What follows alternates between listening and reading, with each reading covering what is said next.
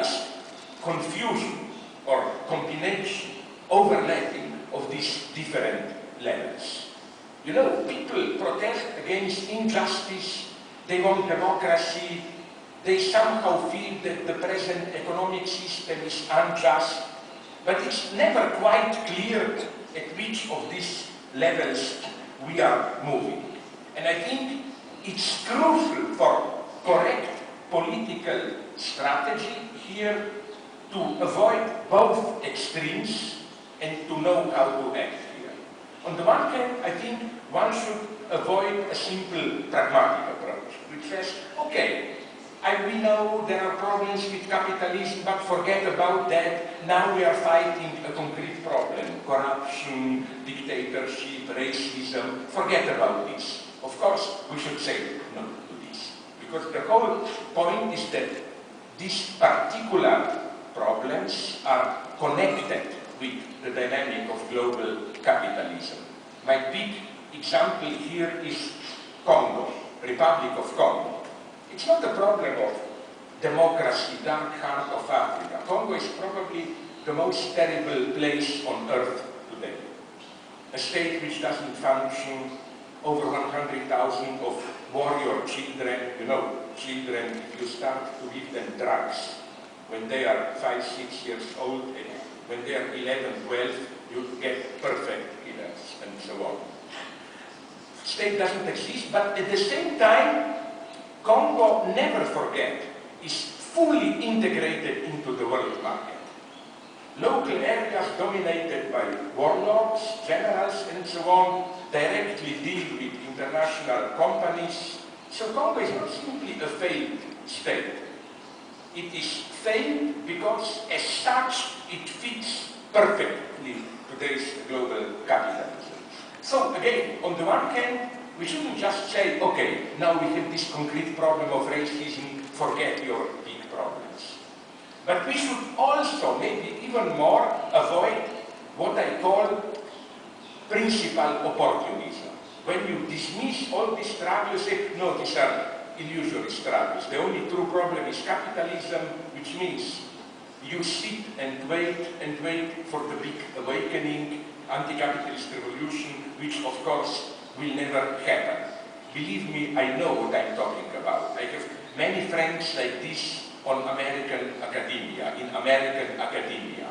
who are big professors, well paid. They present themselves as radical Marxists waiting for the big revolution, but since this never happens, they can just nicely enjoy their well-paid life. So in this dynamic of mixture of different levels, the crucial, tragic moment is, for example, the Middle East in 2011 or other, where you have first the fight for democracy against oppression, authoritarian regime for more justice. Then people seem to win, at least in Egypt. Mubarak regime fell, but at that point, all of a sudden it becomes clear that this is not really dead. Maybe Egypt is not here a good example, because in Egypt we don't even have a democracy now. No, we just have an obscene pact between corrupted army and Muslim Brotherhood, Islamists. Maybe a better example would have been here, South Africa.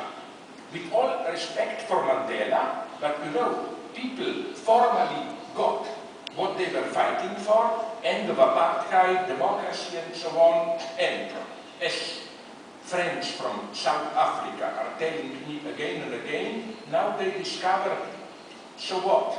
Class relations are exactly the same. The only thing that really changed is that the old white ruling class is joined by the new black bourgeoisie, and they told me, some of them, that they are even suspicious of calls for new black struggle, because they claim that this is often a strategy of the new black bourgeoisie to obscure or mystify class issues, to present it as a race issue, you know. so that they can say, you black people, ordinary workers, are still poor. This is because white capitalists still control us, and so on and so on. Their own role magically disappears here. And I think this is the moment which embodies, at least for me, the crisis of the left today. It's easy to do the first step, this big enthusiastic struggle, million of us on Tahrir Square or whenever, we all cry, it's sublime, we are all in some of political multiple orgasm, if you want, there. And then things return to normal, then the real hard work begins. And it's a difficult question. For example, I don't agree with those leftists who criticize Mandela for making a pact with, basically he did, with global capitalism. Because, you know, what would have happened if he were not Mandela to do this? Mandela, I mean, I personalize it too much, African National Congress. How to avoid the catastrophe, the Zimbabwe-like catastrophe? These are absolutely serious problems. And we get this problem at its most radical in Europe today. We have widespread protests in Europe. But it's very painful to observe how out of all these protests, clear, not even clear, just clear in general lines, political vision did not yet emerge. You know, what you hear in all this, from Occupy Wall Street to protests in Spain, in Germany, even in Greece, although they are a little bit more radical, you hear these general humanitarian slogans, you know, we want money to serve people, not people to serve money. We want dignified life, justice, and so on and so on. Well, I find the situation almost tragic, because everyone would agree with it. I spent days talking to demonstrators in New York, in Frankfurt, in London, and I was just asking them again and again the same question. What do you know, the Freudian question to the woman, what do you want? Like not what the woman wants, but what the protesters want. And I can tell you the answer is even more difficult than for Freud to answer the other question, because you get some kind of a general discontent, but then I ask them, okay, what do you want?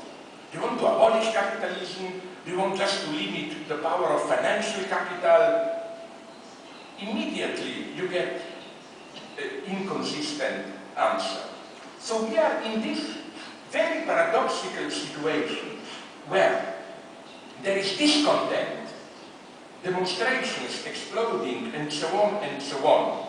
But out of this, a new political direction simply does not emerge. And this is not even something new, I claim.